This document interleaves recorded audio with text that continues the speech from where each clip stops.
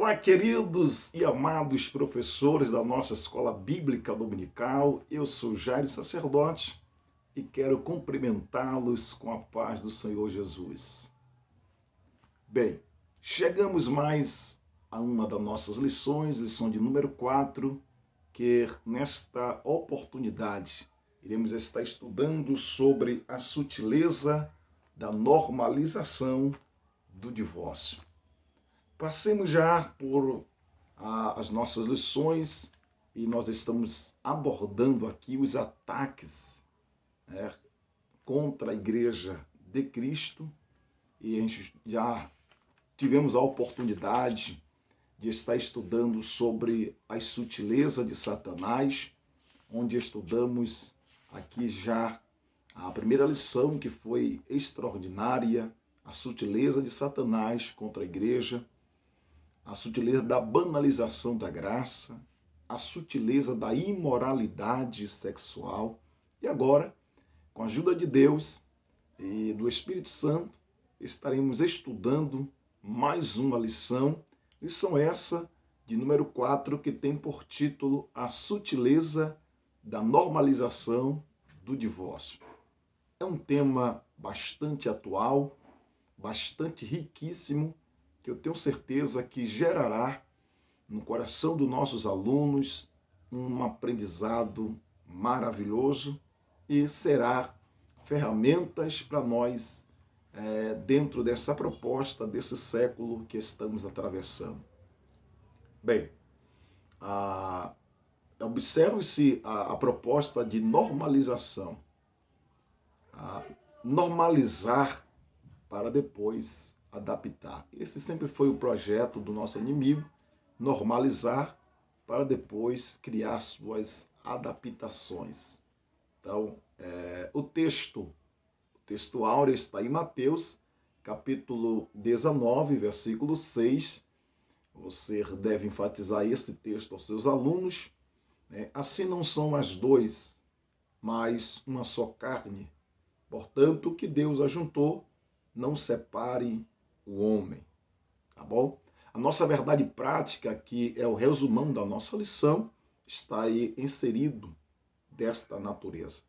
O padrão bíblico para o casamento é que ele seja heterossexual, monogâmico e indissolúvel. Esse é o padrão bíblico, tá? Estabelecido pelas Escrituras e pelo próprio Deus. O texto que nós iremos aqui abordar, o texto em questão, que servirá como base, como uma base para nós sustentar aqui a argumentação, está em Mateus, capítulo 19, versículo 1 até o versículo 9. Esse texto é o texto que está subsidiado à nossa lição, e eu tenho certeza que esse texto é tão enriquecedor, tão maravilhoso, que acredito que, mergulhando nesse texto, trataremos aqui de questões que, de fato, ajudará a compreensão dos alunos.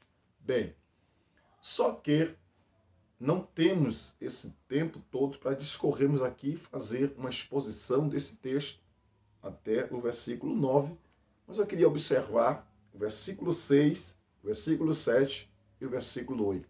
O padrão, a ruptura e como é que Deus deseja.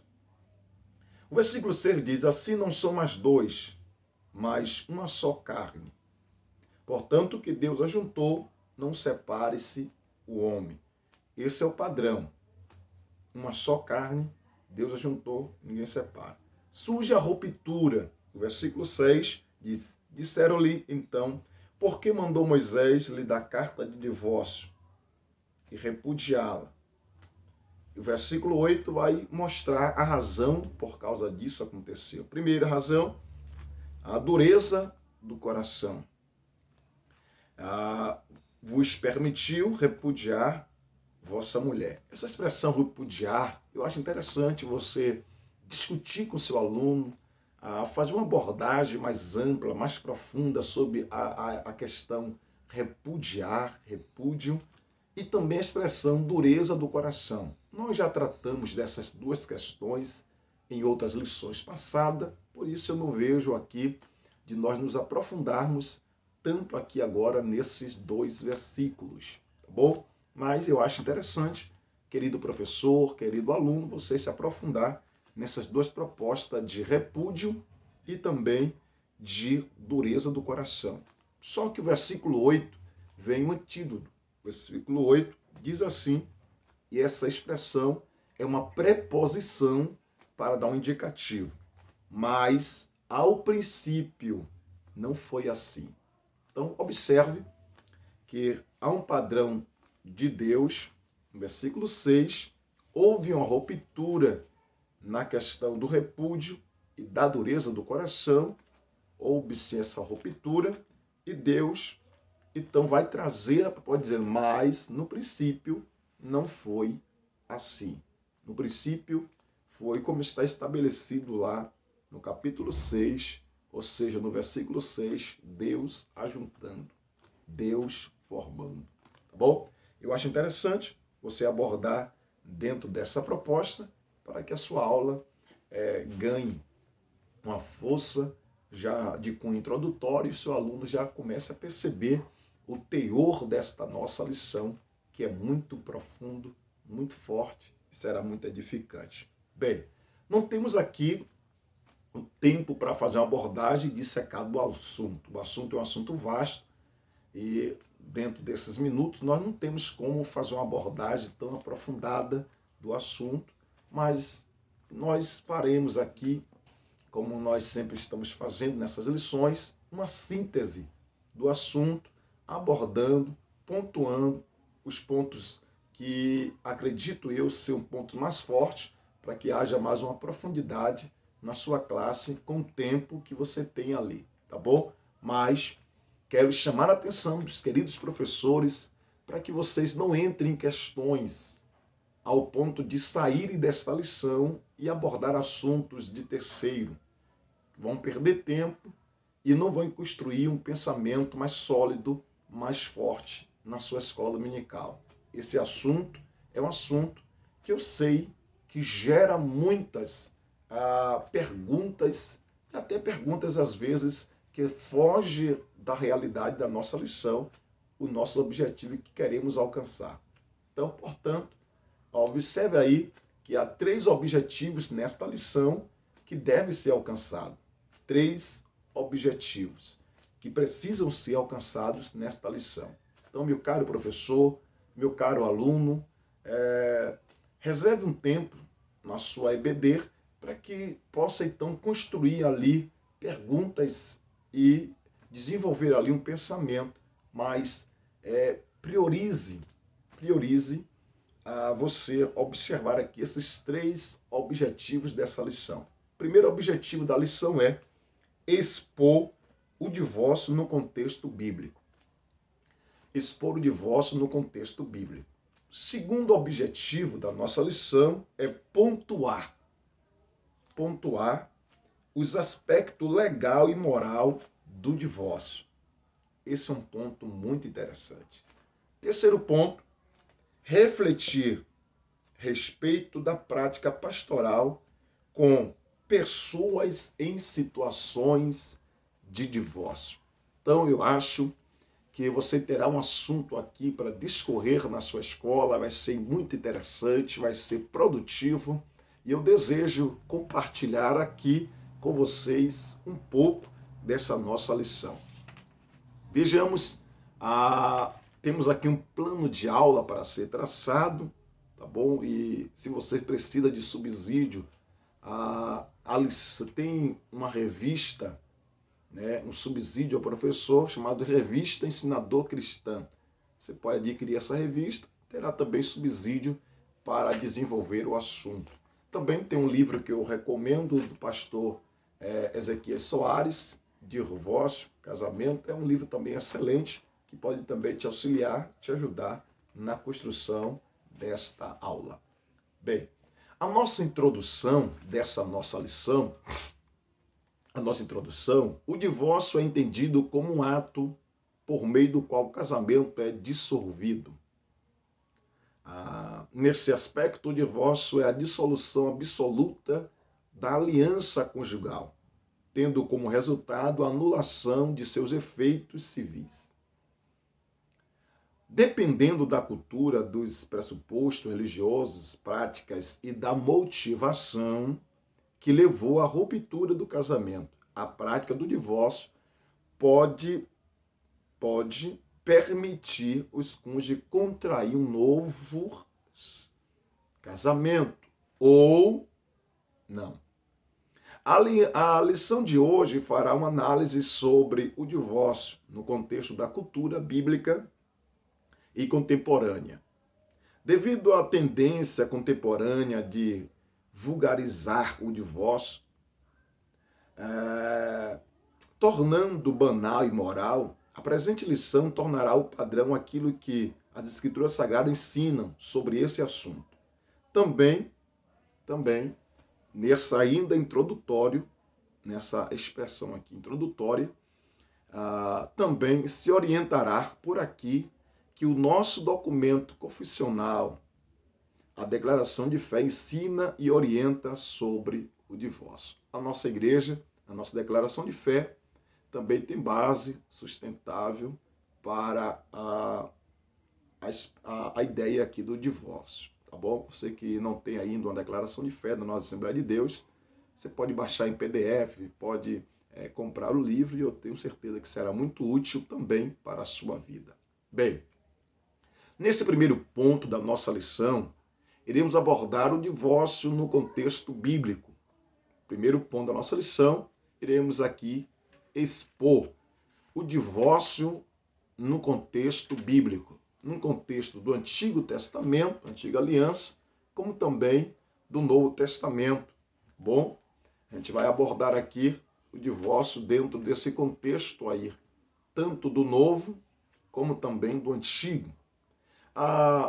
O divórcio no contexto do Antigo Testamento é um ponto aqui que eu acho interessantíssimo a gente observar e é de fundamental importância ao professor, ao aluno da escola, aqui nesse ponto, perceber como o nosso inimigo ele projeta para distorcer tudo aquilo que Deus tem feito. Bem, na Antiga Aliança, o plano de Deus para a raça humana é que o casamento fosse monogâmico e vitalício. Deus nunca projetou, Deus nunca quis, Deus nunca, repito, Deus nunca queria que alguém divorciasse. Pois o casamento é algo vitalício. Gênesis 1, 27, versículo 28, 2, 22 a 25. O profeta Malaquias, no capítulo 2, versículo 16, ele usa uma expressão muito forte. E a expressão é essa: Deus odeia o divórcio. Deus odeia o divórcio. Tá bom? Capítulo 2 de Malaquias. Então enfatize isso na sua aula. Coloca isso bem claro nos seus alunos. Deus odeia o divórcio. Imagine Deus odiando a coisa. Parece essa expressão odeia uma expressão humana. Só que o profeta está usando a linguagem humana para dizer, para que as pessoas entendam a proposta aqui do odeia. Tá? Então Deus usa essa linguagem nossa, essa linguagem humana. Bem, porém, em Deuteronômio, capítulo 24, versículo 1 ao 4, isso aqui é interessante. O texto afirma que uma das condições para o divórcio era o marido encontrar uma coisa feia ou encontrar coisa feia na esposa. A expressão hebraica, aqui traduzido como coisa feia, possui sentido de nudez ou coisa vergonhosa. O marido achou a nudez uma coisa vergonhosa. E essa expressão, esse texto aqui, enfim, é um texto que gerou e ainda gera algumas polêmicas, tá bom? em termos do seu significado majoritário. O texto não especifica o que significa essa expressão. Isso deu margem para uma série de interpretações de diferentes modos. No entanto, fica claro que não se tratava do adultério. Deixa claro, não se tratava do adultério, que no tempo de Moisés era punido com a morte. Então essa ideia de coisa feia aqui que aparece em Deuteronômio 24, versículo 1 ao 4, não tratava-se de adultério, tá bom? Isso é muito claro, fica muito claro, não trata de por quê. Porque se fosse tratar de adultério, certamente aqui as pessoas que foram envolvidas nessa situação morreriam apedrejadas. Então não se tratava aqui de adultério. Então deixa isso muito claro aí para os seus alunos da escola bíblica dominical. Então, o que seria essa coisa feia? O que seria essa coisa feia? Bem, nós estamos traçando a ideia do repúdio. Então, coisa feia, o nosso comentarista aqui vai abordar, que o marido poderia ver em uma mulher. Vou dar um exemplo aqui, uma coisa que poderia gerar uma separação. Uma mulher cozinhando, se queima, a sua pele fica enrugada, e o marido olha e diz, não sinto mais prazer, não sinto mais desejo nela, achei uma coisa feia, quero ser repudiar, e repudia a mulher e tenta separar, divorciar a mulher devido a essa situação. Então, é uma das situações. Então, é algo que gera alguns tipos, como aqui o nosso comentarista coloca, o texto ele não traz a expressão, mas dá margem para uma série de debates aqui mediante a situação. Mas é isso aqui, a questão do repúdio. Se você estudar repúdio, você vai entender o que mais ou menos essa ideia aqui da coisa feia, da expressão coisa feia traz. Então, vejamos, então, no Antigo Testamento nós temos aqui a ideia do casamento. Aí vem gerar essa situação onde muitos divorciavam devido à dureza do seu coração, só que esse não era o plano de Deus, não era a vontade de Deus. A vontade de Deus é que o casamento fosse monogâmico e vitalício. Isso é muito claro aí, tá bom? Para os nossos alunos. Bem, o segundo ponto da nossa lição, o divórcio no contexto do Novo Testamento. Aqui no contexto do Novo Testamento, o divórcio vai gerar aqui alguns pontos que eu acho interessantes. Jesus mostra que o plano original de Deus é que o casamento dure para toda a vida. Jesus mostra aqui nesse contexto que o plano original de Deus, que o casamento fosse para toda a vida. Em Mateus 19, versículo 4 ao 9, está aqui muito claro essa proposta, esse plano aqui de Deus. Tá bom? Então, enfatize isso para os seus alunos, tá bom? Para que na sua escola ele entenda essa proposta de Deus. E aí surge a ideia de Deuteronômio 24, versículo 1 ao 4, onde os fariseus abordam Jesus e ele vai então provocar. Mas por que Moisés fez isso?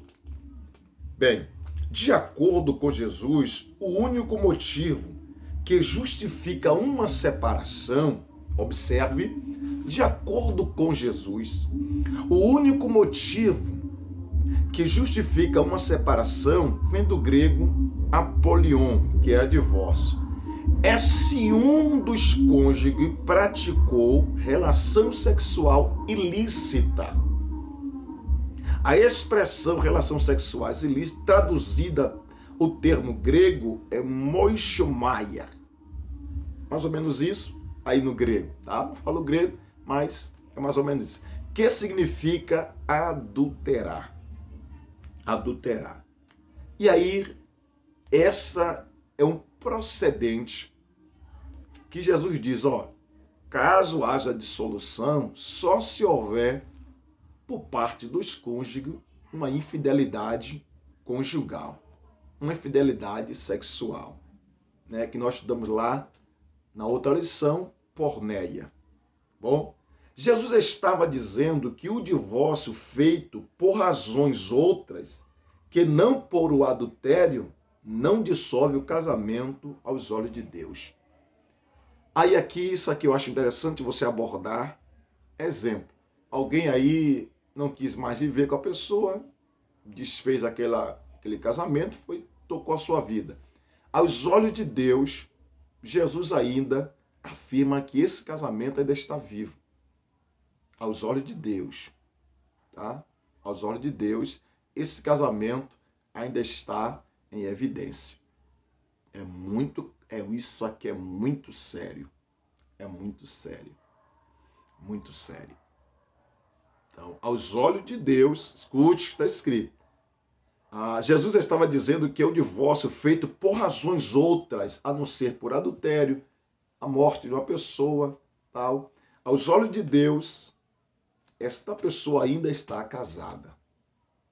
Então, olha que situação. É muito sério isso, tá bom? Então, chama a atenção dos seus alunos para esse ponto. Eu acho interessante isso. Você, na sua escola lá, fomentar e colocar aí para que gere um aprendizado. No contexto das cartas paulinas, o casamento também é para a vida toda.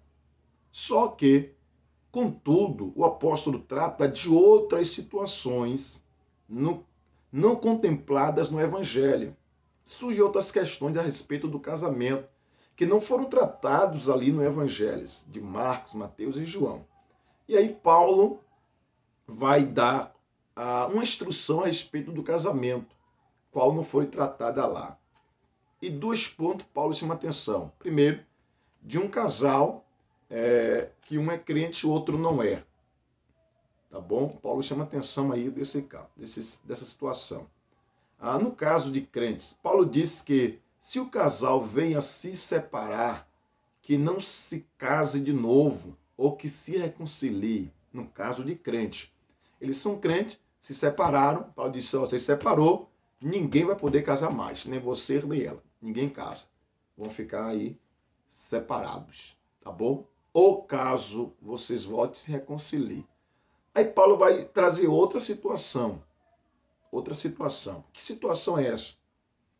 No caso do casamento misto, Paulo diz que se o cônjuge descrente abandonasse a esposa, esta não estaria sujeita à servidão.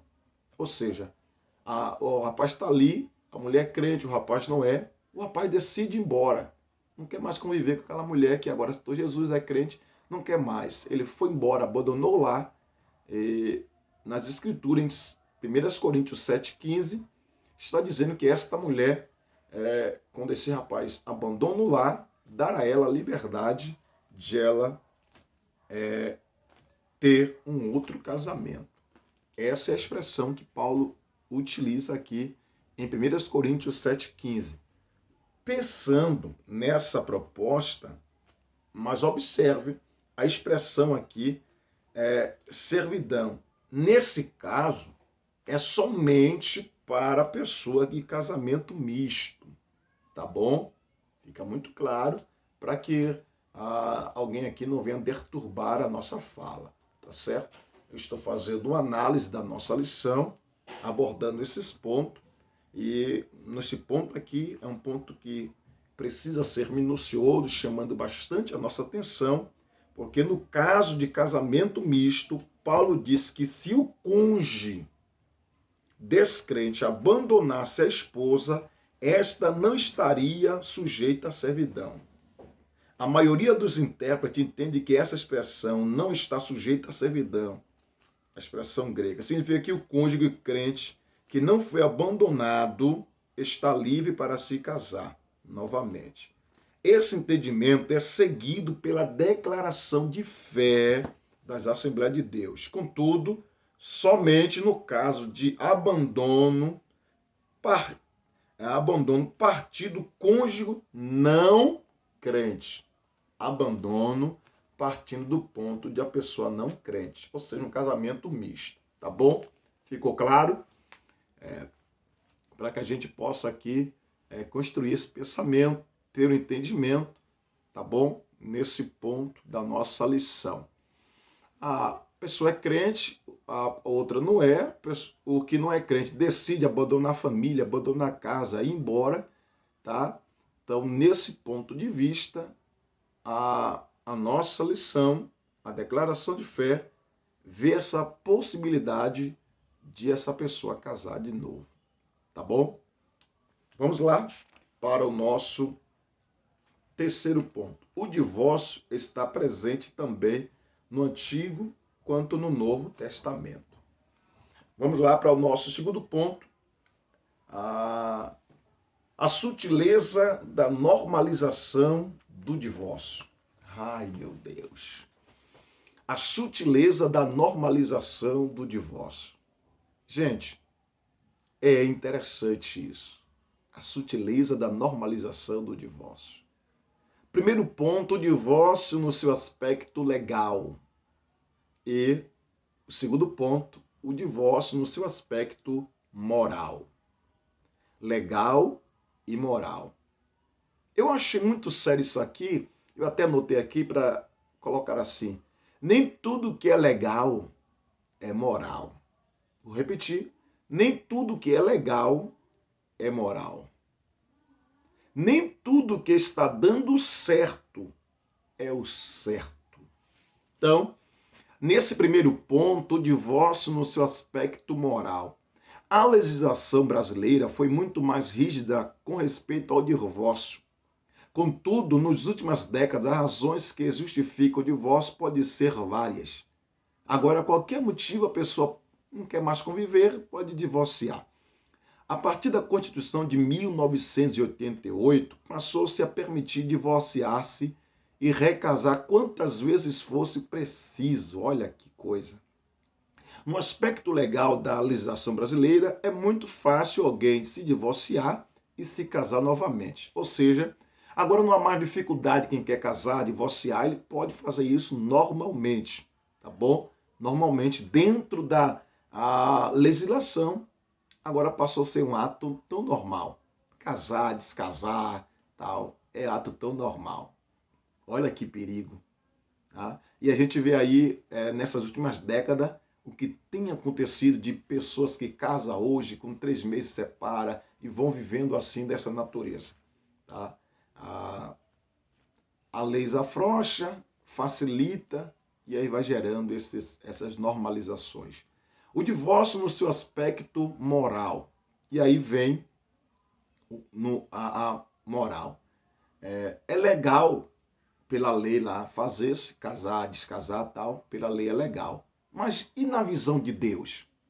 E no padrão de Deus? E o que é que Deus vê sobre isso? Além do aspecto legal do divórcio, como cristão, necessitamos saber se esse aspecto moral, saber do seu aspecto moral. Para um descrente, qualquer razão ou motivo justifica a prática do divórcio e o novo casamento. Tá bom? Deuteronômio lá 24:1. Achei uma coisa feia, não gostei mais da mulher. A mulher não cozinha bem, a mulher é feia, a mulher engordou, a mulher tá assim, tá assado, o homem tá assim, tá assado, eu vou divorciar, vou casar de novo. Para o juiz, para a legislação, para a lei que rege agora o nosso Brasil, você pode divorciar quantas vezes quiser e casar quantas vezes você quiser. Olha isso. Mas o cristão deve perguntar se isso é moral. Isso é moral. O Estado garante o seu aspecto legal. Contudo, as Escrituras definem o seu aspecto moral. Mateus 19:4 até o 6. Trocar a esposa por uma mais jovem, abandonar o marido por um mais rico famoso, são práticas normais no mundo que vivemos, no mundo atual, nesse século que estamos vivendo, tá? E que conta com o amparo legal do Estado. Contudo, isso é moral para os cristãos? Isso é moral para o cristão? De maneira nenhuma. O crente pode fazer isso? De maneira nenhuma. No caso dos pastores, além do aspecto legal, deve-se levar em conta, sobretudo, o aspecto moral do divórcio. Malaquias 2,15. Alguns se divorciam, mas nunca mais deveriam ter feito. Nunca mais deveriam ter feito. Há um preço alto para se pagar. Aqueles que se arriscam a desobedecer a palavra de Deus forçalmente terminam machucados. Quem desobedece a palavra de Deus certamente sairá machucado dessa situação. Isso é muito sério e eu queria que você, querido professor, chamasse atenção na sua classe e rogasse a Deus que ninguém passasse por uma situação dessa natureza. O divórcio é algo penoso, algo danoso, algo que fere, irrita, chateia e ambos sofrem com o divórcio. Então, ainda que a sociedade, ainda que o Estado libere, seja legal, mas dentro dos padrões de Deus, isso não é moral. Isso em uma linguagem nossa, em uma linguagem humana. Deus diz, eu odeio o divórcio. Então, se você está praticando algo ou pensando em fazer algo, e isso vai deixar Deus odiando a sua atitude, odiando a sua prática, preste bastante atenção, pois quando alguém parte por esse caminho, há um preço alto a ser pago. E aqui eu não posso deixar passar isso. Você está disposto a pagar esse preço? Você está disposto a sofrer com as consequências? Pense nisso. É só um choque, tá bom? Mas sorria, que Deus te guarde em nome de Jesus. Terceiro ponto da nossa lição, para nós caminharmos para o final, o divórcio e a prática pastoral. O divórcio e a prática pastoral. Bem, gente, eu acho interessante isso aqui, a gente olhar aqui o divórcio e a prática pastoral dentro de dois prismas. Primeiro, a pessoa do divorciado. Segundo, o divórcio como cristão. Então, é algo aqui que a gente precisa chamar a atenção e, com a ajuda de Deus, rogue para que ninguém na sua igreja passe por essa situação, que é penosa, dolorosa, tá bom? O divorciado é uma pessoa e, como tal, deve ser vista. Quem passou por um processo de divórcio sabe o quanto traumático isto é. Sentimentos de rejeição, medo, abandono, muitas vezes continuam presentes na vida de quem passou por uma separação. Quem passou por uma separação, um divórcio, irmãos, essa situação gera um desconforto, gera dano, gera problemas, gera uma série de situações que esta pessoa precisa ser cuidada, precisa ser atendida, tá bom? Amparada. Ainda que, se ela não é crente, mas a família precisa amparar, precisa cuidar. É preciso cuidar das pessoas divorciadas, dando-lhe auxílios espiritual e também psicológico. Então é muito sério esse ponto, tá bom? No segundo ponto, o divórcio como cristão. Talvez esse seja um dos principais desafios pastorais da atualidade. Os pastores são desafiados dia a dia a tratar com essas questões. Os casos de divórcio se multiplicaram em razões que os motivam nem sempre são bíblicos. Cada situação deve ser analisada com cuidado, de forma que o divorciado não deixe de ser visto como alguém amado por Deus. Contudo, que esse amor não sirva de justificativa para anular a justiça de Deus, que exige uma vida que seja orientada pela palavra. Não é porque a pessoa falhou que nós vamos abandonar e jogar, não. Nós vamos tratar ela, vamos cuidar dela, mas todavia não passaremos o pano quente sobre a cabeça. Todavia, alguém que praticou esse ato precisa ser cuidado, tratado, tá bom? Para que eles possam passar pela orientação de Deus e seguir a sua vida em frente. Porém, a gente observa nesse ponto, que o autor, o comentarista, é muito enfadônico em dizer: contudo, que esse amor não sirva de justificativa para anular. Irmão, mas é alguém que tem um dízimo alto, é alguém que... Não. Tem que ser tratado. Mas é um obreiro, tem que ser tratado. É um crente, tem que ser tratado. É um pastor, tem que ser tratado. Não tem aqui grande ou pequeno, rico ou pobre. Falhou, passou por esse crivo, precisa ser tratado como pessoa que Deus ama, pessoa que Deus quer o bem, mas tem que ser tratado e orientado pela palavra. Ponto final, tá bom? Não podemos passar a mão pela cabeça e abrir concessões para os erros que lá na frente vai gerar mais outros erros e vai destruir aquilo que é fundamental para a família. Então não passe a mão pela cabeça. Trate desta pessoa, cuide como pessoa, cuide como alguém que Deus ama, mas não passe a mão na cabeça. Isso é cuidado. Cuidado.